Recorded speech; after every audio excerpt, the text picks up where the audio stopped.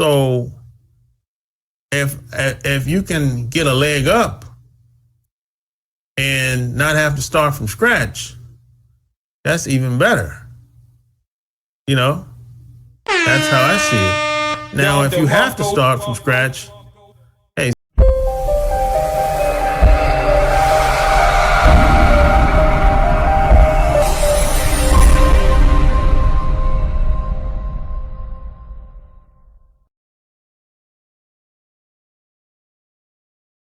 Welcome to another episode of the Online Marketing Secret Podcast. My name is Lopez, and today we're going to be talking about how to get more traffic to your websites.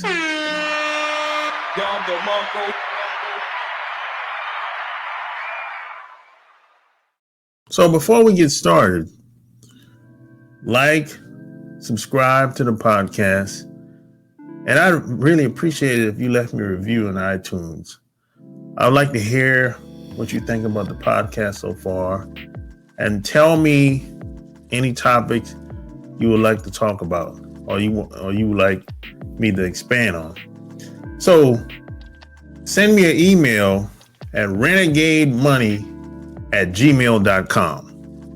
At renegademoney@gmail.com. If you want me to talk about any topics pertaining to online marketing. So let's talk about how to get more traffic to your website. And this is probably one of the most talked about topics online for the past 10 years, I would say. And it's something that a lot of people have problem with. Based on my experience, I've been working with clients. I've been doing client work for over 10 years now. And I've worked behind the scenes with a lot of people online and offline. And a lot of people have problems getting traffic to their websites. They have problems getting leads. They have problems turning leads into clients. You know, a lot of people have a problem with this. And there's a lot of misconceptions about having a website. Is an old cliche myth that used to be taught that if you build a website, the people will come. And that's not true. If you have a website, people are not going to show up by accident. It doesn't work that way online. But a lot of people are selling you a dream, or I should say they're selling dreams online. You know, but in order for you to get traffic to your website, you have to do something. You have to plan. You have to strategize. You have to make it happen somehow, some way. So I remember when I first before I came online, I actually had a website, and I used to get traffic to my website from offline to online. And this is before I even came online. And at this time when I had my website online, I wasn't doing anything online, but I just had a website. It was there just for show, kind of like a business card back in the day. I just used my website for a business card. I never would use my website like like today. Like I never would have people online visit my website. I wasn't doing that at the time, until later. So what I would do back then is I would place ads offline.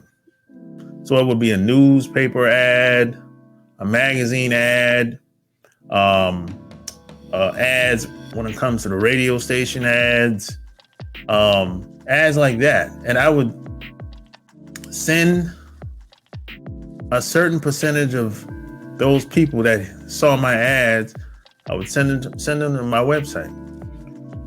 And I would also use my website as a newsletter back in the day. So I would send people there, get their name and email address. And sometime I would set my website up to get their home address. with their name and email. And I would send them a brochure or a booklet in the mail. That's what we would do. That's how I was taught before I came online. So when I came online, the first thing I would do is I place ads, because my websites were already online. And this is when Google came on the scene, and they were actually started giving you the option to have Google ads at the time. And they had these affiliate type ads as well. And then you had Yahoo ads, I think everyone, AOL, and those were like the big ones at the time. This is like what? This is over 10 years ago.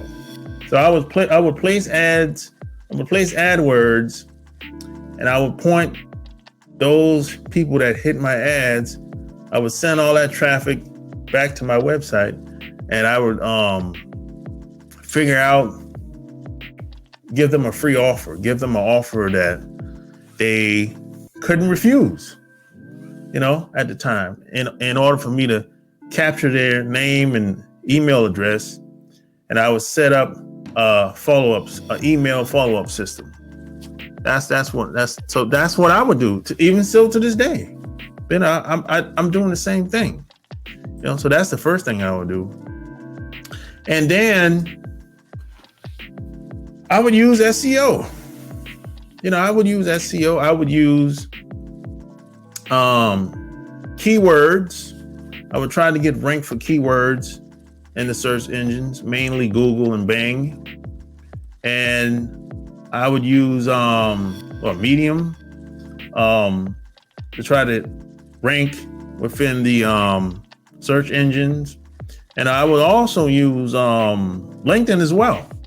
And a lot of people don't know this, but if you use LinkedIn, some of your content will rank in Google. Now, it might take a little while on LinkedIn, but eventually you get there. And I would point all those people back to my website once they're done reading my article on LinkedIn or Medium. That's what I would do. I would create a content strategy solely based on pointing people back to my website once they're done reading my article. I would do that still to this day. I've done that back in the day, and it still works to this day, And a lot of people, have problems with getting people back to the website. And the third thing I would do, I would see who has the audience I want and my niche and my profession.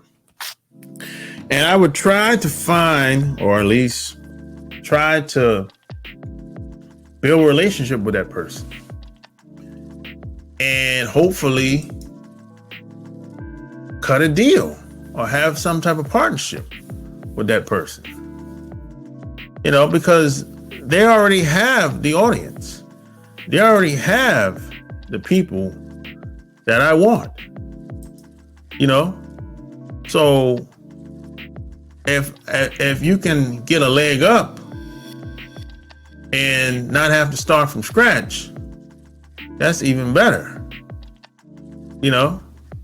That's how I see it. Now, if you have to start from scratch, hey, so be it. I've had to start from scratch quite a few times, in different niches, and that's okay. Sometimes you got to do what you got to do, but if someone has your audience or very similar audience in your profession, why not? Why not collaborate with somebody like that? That's what I would do. And the next thing I would do and I've done this personally, is you can build a platform, build a YouTube platform, Facebook platform, TikTok, what's the other one? Snapchat, Instagram. I would build my own platform. And over time, I would promote what I have to my audience. I've done this on YouTube for the past, 10 years now. It seems like a long time, but it's been 10 years. I have a channel, another channel on YouTube. It started it was all about traveling in the beginning, and it kind of morphed and kind of changed over the years and into personal development, and then it got into relationships. But the point I'm trying to make is, hey, let me ask you a question. Are you tired of struggling online, not getting the results you want? Maybe you just need some help. If that's the case, go to kingofcashflowwebsites.com/secrets. And the best part about it, you can learn from the best of the best. You can learn from some of the best marketers in the world. Plus, it's absolutely free. It's absolutely free. So don't wait on this. Go to kingofcashflowwebsites.com/secrets. Back to our Red Schedule program. I started that platform from scratch. I didn't know anybody at the time. I was like one of the first people within the date with a channel like I have today in that niche. And this is like over 10 years ago. I didn't know anybody that was doing what I was doing at the time. Maybe one or two guys that I saw anyway. I wouldn't be surprised if there was somebody else out there, but at least I didn't see anybody. And I don't even have a big channel. You don't have to have a big channel. You can have. I know people with like 10, less than 5,000 subscribers, or 10,000 subscribers, and they're making tons of money. But you have to build a relationship with those people on your platform and promote what you have to those people. Send them to your website and find out how you can best help them solve their problems, be the best they can be. That's how I would do that. That's what I've done over the past 10 years. That's what I've done, really, man. It takes time, of course, because when it comes to SEO and keywords and just creating a following online, it takes time, But if you want to move fast, you can just pay for ads, buy ads, if you want to move fast, or I do both. I buy ads and I use SEO. I use a content strategy in order to get traffic to my website. You can do a little bit of everything. You just have to find out what works best for you with your time. And something else I did, I created a blog. I started blogging on my website. You know what I'm saying? And with the search engines, they like new content. So for example, if you write an article every week on your blog, eventually the search engines are going to pick up on your blog because they're always looking for new content. So if somebody Googles your hot topic that's on your blog or your website, and they see that you have something that they want to read, they'll go to your website and read what you have on your website on your blog, and they might take action, because at the end of your blog, you should give them a call to action to take, you might have a product or service or something else that you can do to help them out. And the last thing I would say is you can start a podcast. A lot of people are starting podcasts much more today than ever before, I would say. But it's the same. The concept is the same. It's very similar to starting a YouTube channel or building a Facebook platform. Starting a podcast is the same concept, but you have to go about it very differently, But in order to build a YouTube channel or Facebook platform or podcast, you have to be consistent. So in other words, find out, first off, you have to ask yourself, how much time do you have to dedicate to building a YouTube platform? Or how much time do you have dedicated in order to build a Facebook platform or a podcast platform? You have to ask, how much time can you dedicate to it? Because maybe you might have to do a podcast episode once a week, twice a week, and that's okay. I remember when I first got started with my other podcast, I did 2 episodes a week for about, I'm going to say 6 months. 2 episodes a week for 6 months. And now, and P.S. and by the way, within that first 6 months, some of my episodes, some of my content, I downloaded some of the videos from YouTube and I stripped the audio down from the video, and that gave me content I could use for my podcast. So that helped out. So in reality, I probably recorded 1 episode weekly for the first 6 months. But that second episode, I downloaded that audio from YouTube, from one of my YouTube videos, in order for me to have 2 episodes for the first 6 months. And then after I started catching some traction, then I started recording 1 episode a week, and I started inviting other guests on, and then I really started picking up a lot of traction. But you have to be consistent when it comes to podcasts, YouTube, building a YouTube channel or Facebook platform. You just have to be consistent. That's really the big secret, if there is one, when it comes to building a platform. You just have to be consistent. You have to show up and be consistent. And your audience, people will take you serious because they'll see that, okay, this guy or this girl, they know what they're talking about. They understand where I'm coming from. And then you build a relationship with your audience and send people to your website, help them as much as you can. And if you can't help them directly, you can find somebody that can help them, invite them on your platform, and maybe y'all can work something out with the person that you bring on the platform, and make your audience offers, and everything works out. You know what I'm saying?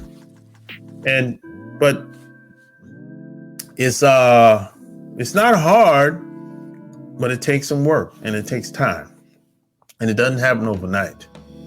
It takes time, takes some work, and it doesn't happen overnight. So if you want help when it comes to building your own platform, learning how to learn while you earn while you learn, marketing online while you're building your business, whether it's a side gig or side hustle, or maybe you have a business, go to my website, kingofcashflowwebsites.com, /secrets, or just click the link in the show notes. So that's all I got for this episode. Tell me what you think on iTunes. Leave me a review. I appreciate it. Any questions you might have, just like I said, email me at renegademoney@gmail.com. Until next time, I'll see you in the next episode. I'm out. Peace.